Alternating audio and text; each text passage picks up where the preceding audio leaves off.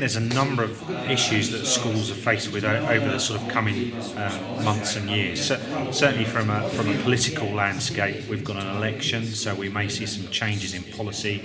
So I think for schools, they need to be very aware of what those policies could mean in terms of their future planning. Financially, there's still a considerable amount of pressure on schools, so this need to get more efficient, particularly in terms of back office efficiency within schools, I think is particularly important. The other key message I think people need to understand, and I think that's come out in today's sessions, has been about collaboration, working collectively, and also schools managing their own destiny in terms of how they want to develop their services, how they want to improve their efficiency, and how they want to work collectively to improve their outcomes. So quite a challenging period, with some real tough jobs for people to try and pick up on and actually change the way in which we operate today and how we may be operating in the future.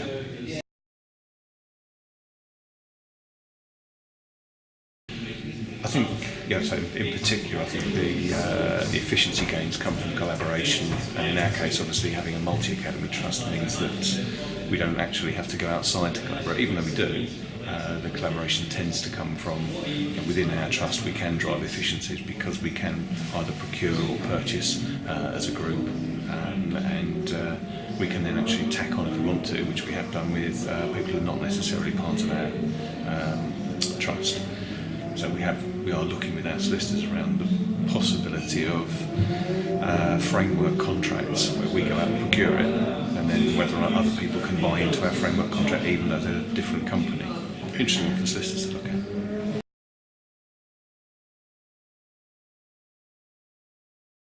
I think for me, having been a business manager in a school and a single school, just actually being almost everywhere and involved with everything meant that you knew what was going on generally. There wasn't much of a surprise, and as you become more distant from those key decisions, and they're not all at senior leadership team level either. There are a lot of decisions that go on that you would pick up just by nature of speaking to the premises manager or somebody else. And we don't probably use technology yet to pick those things up. We tend to use traditional meetings. I'm starting to look at using things like OneNote, because again there's a multitude of people I need to interact with and a multitude of projects I need to try and manage. So it is an area that I think we need to work on. It's one of the many targets.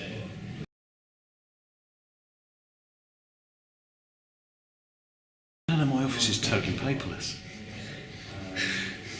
No, we still haven't cracked that one. I don't think I know anybody who has. Have a Surface and have a laptop and all the other technology. But I still like a piece of paper to scribble on, and sometimes it's easier to read a piece of paper.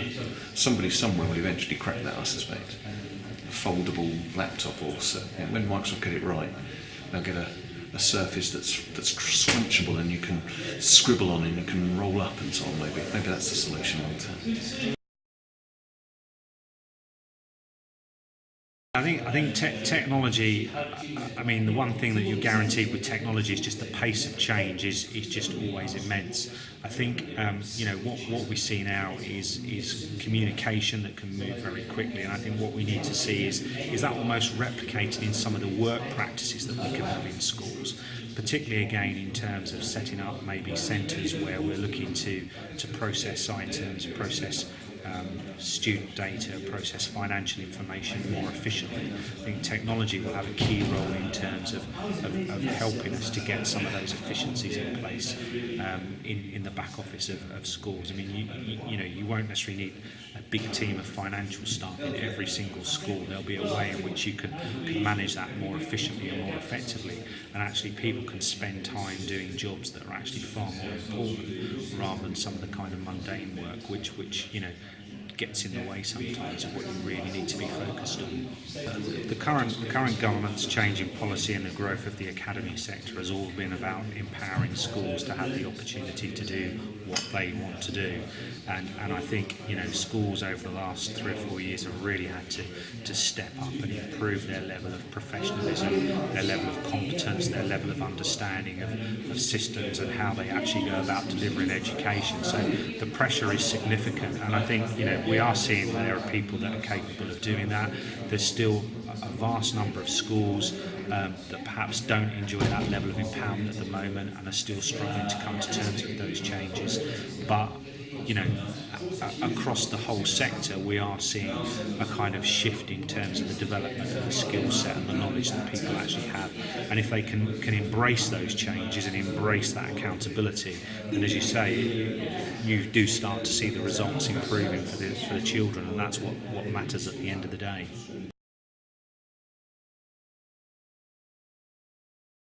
NASBAM, National Association for School Business Managers, is very much about representing the sector and the industry and the professionals that we now have working in schools. You know, it's very commonplace now to have appropriate skilled professionals dealing with the finance, the operations, the health and safety, the catering, all of the support functions within the school. We need to manage them professionally, and NASBAM is about supporting those individuals who work in schools to actually do that role. You know, we're keen to make sure they're aware of what the government policy is, what people are actually thinking. We're keen to make sure that there's appropriate training, appropriate qualifications available for people. So we see ourselves very much as the go-to organisation for business managers, site team members, so that they know that there's an organisation out there and a body that can actually support them. So I see us very much about bridging the two sectors together as well, which in turn will hopefully help the efficiency of both the schools and improve the quality of education.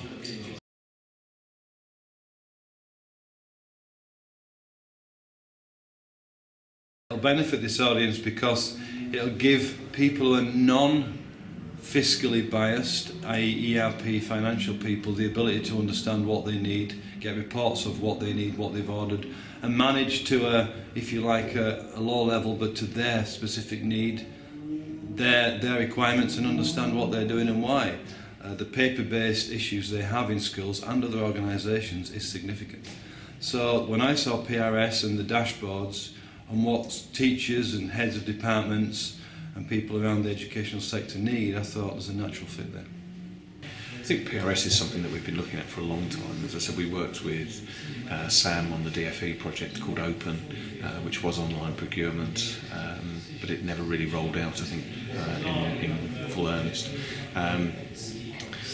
But for me, it's about trying to make the systems efficient so that actually if I'm a budget holder, I can go online, I can order what I want, I know it's going to happen, there isn't any rekeying of data.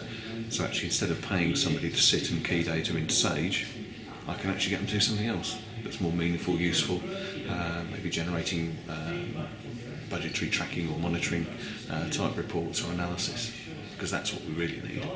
So we can track where our spending's going, where our income's not coming in or coming in.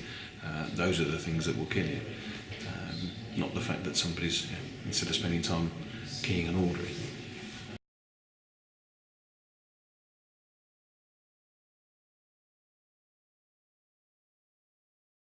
I think the benefit that using a package like Sage 200 would bring to schools and the education industry is that, you know, we are a best of breed account system. These are typically organisations that are moving more into a business type environment, and that is Sage's bread and butter.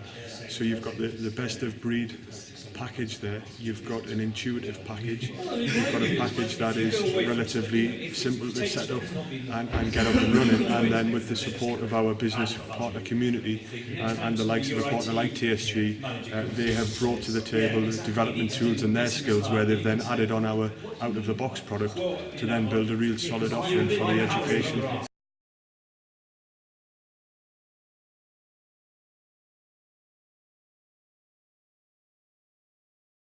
So what we've got is we've got a fantastic product in Sage 50. We've got a huge, extensive base of customers using Sage 50.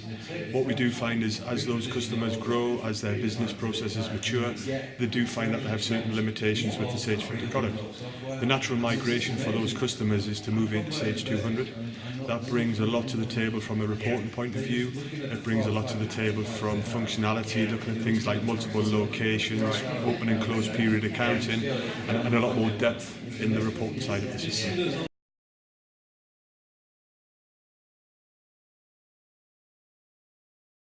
So traditionally, your Sage 50 application has been an on-premise application. Sage 200 has also traditionally been an on-premise application. Obviously, with the change in technology moving forward and the cloud being a huge area that we're moving into, Sage 200 now is about the choice of deployment. So you've got your traditional on-premise where you control your servers, your security, and the data is hosted on your premises. But you also now have the choice for Sage 200 Online, where you can host your data, your servers, your backup routines all hosted in the cloud, and Sage can manage and look after that for you. Historically, it has been looked at as being a big investment, but obviously now with that choice of deployment, that comes with a choice of payment as well. So you can go with that traditional upfront CapEx type project, or you can look at it as a monthly cost. You can get more control around your cash flow and better planning by taking it on an online or subscription basis, where you're basically paying it as a monthly model. And with that monthly model, you can then also flex the software. So if you're going into seasons where you have peaks and troughs, then with the online version, you can easily add users in, you can remove users, you can add modules, you can remove modules as and when your business needs and has those requirements.